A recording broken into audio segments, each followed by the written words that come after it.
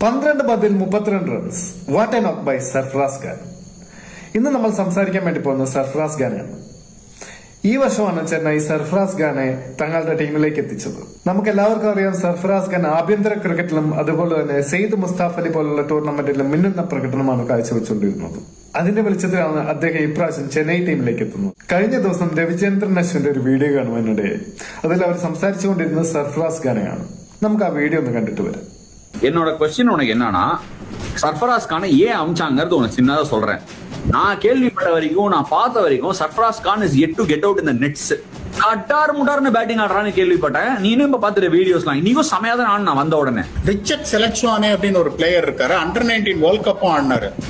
நெட்ஸ்ல நொறுக்குவாரு.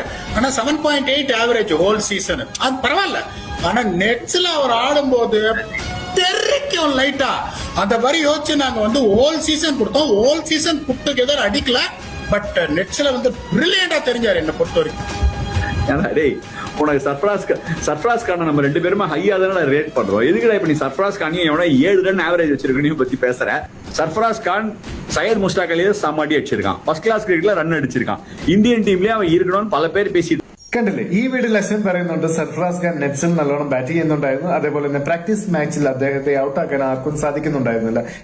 നമ്മൾ ആരെയും വിലകുറച്ച് കാണാൻ വേണ്ടി പാടില്ല. ഓരോ വ്യക്തിക്കും അവരുടേതായ കഴിവുകളുണ്ട്.